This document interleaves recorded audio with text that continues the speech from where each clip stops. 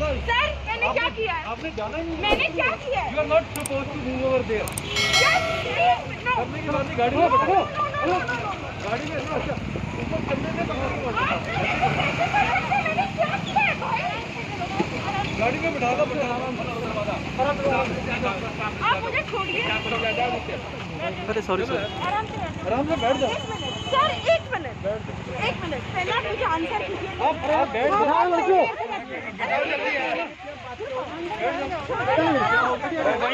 वही बात सुनेंगे। बैठो। आप पहले मेरा हाथ छोड़ दिया, बैठो। सर आप मेरे क्वेश्चन का आंसर कीजिए। मैं जज देता हमने हूँ। क्या किया यहाँ पे खड़े होके? आप बैठ जाओ। आप पहले बताओ कि आप किस बेसिस पे सबके सामने हमें डिटेन कर रहे हो? नमस्कार, मैं हूँ आपके साथ शिवपाल और आप यहाँ देख रहे हैं कि जंतर मंतर पर किसान आंदोलन होने वाला है, लेकिन पुलिस ऐसी करती है, आवाज़ दबाने की कोशिश कर रही है, डिटेन कर रही है। हमारे साथ मौजूद है मैडम, खुद डिटेन कर लिया गया था। आप किस तरह आज जो प्रोटेस्ट कॉल था जंतर मंतर में, वो ट्रेड यूनियंस का एक प्रोटेस्ट कॉल था और मजदूरों के हक की आवाज़ का प्रोटेस्ट कॉल था। अगर आप लोगों ने देखा होगा, जब से ये सरकार आई है, बीजेपी सरकार जब से पावर में आई है, दो तबके के ऊपर एक बहुत बड़ा अटैक जो है छेड़ दिया गया है, वो है किसान और मजदूर। किसान और मजदूर हमारे देश में थ्रू आउट द लॉकडाउन, हम लोग जब सब अपने घर में थे, सेफ थे, तब इस सरकार ने पूरा मजदूरों को और किसानों को सड़क पे छोड़, जब लॉकडाउन अब अनलॉक चल रहा है, उसका प्रक्रिया चल रहा है, बिहार में इलेक्शन हो रहा है, सिनेमा हॉल खुल गया है, उस वक्त जब मजदूर अपना हक का बात करने के लिए इकट्ठा हो रहा है, तब सरकार को लग रहा है अरे कोरोना हो जाएगा। तो ये जो डुअलिटी है जो ये सरकार दिखा रही है, एक पैंडेमिक को यूज़ कर रही है कि ये जितने भी वॉइसेस ऑफ डिसेंट है, जो मज़दूरों का हक का बात है, जब इस पूरे लॉकडाउन को यूज़ करके उनका काम का घंटा 8 से 12 कर दिया गया है, उनका सैलरी को कम कर दिया गया है। एक तो पूरे लॉकडाउन में उन लोगों को जॉब सिक्योरिटी नहीं दिया गया, इतने लोगों का जॉब चला गया, घर छिन गए, ठीक है, रोज़ी रोटी छिन गया। उसके बाद इस तरीके का अटैक अगर किसी तबके के ऊपर होगा तो वो रास्ते पे ज़रूर उतरेगा। और इस सरकार के पास ये बिल्कुल हक नहीं है कि वो हमारे आवाज़ को रोके। तो इसलिए एकदम इलीगल तरीके से, जैसे ही हम लोग 4 लोग आज JNU से आए थे, आइसा से, हम लोग जैसे ही उतरे हमारे ऑटो से, हम लोग को तुरंत डिटेन कर लिया गया। हम लोगों ने प्रोटेस्ट भी नहीं किया था तब तक। ये दलाली है।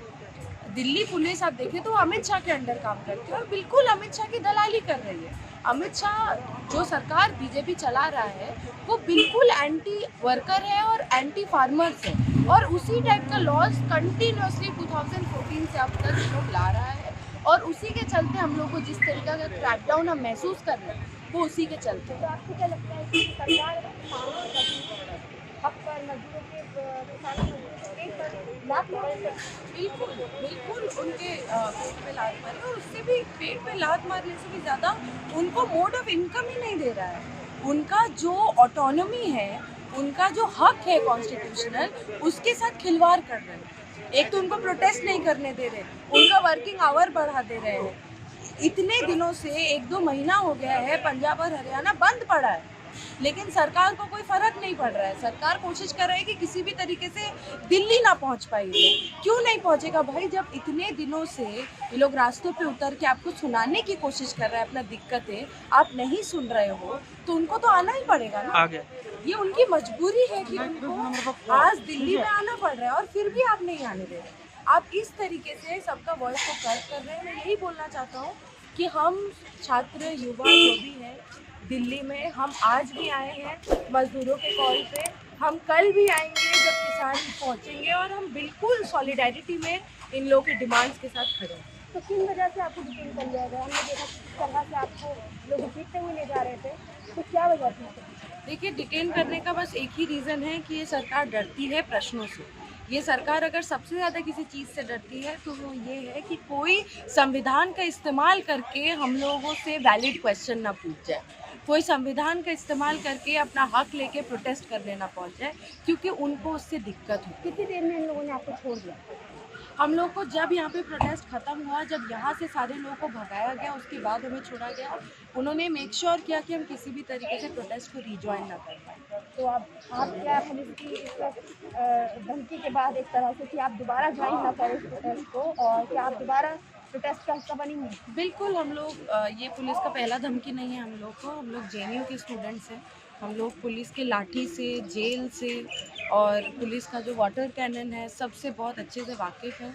सबके सामने आ चुके हैं और आने के लिए बिल्कुल रेडी है। अब जब सत्ता में जो बैठे हैं, जो वो स्टेट मशीनरी का, स्टेट इंस्टीट्यूशंस का यूज़ करेगा हम अपने ही सिटीजन्स को दबाने के लिए, तो हम लोग भी उनसे डरेंगे नहीं। अब हक की लड़ाई है तो लड़ना ही पड़ेगा।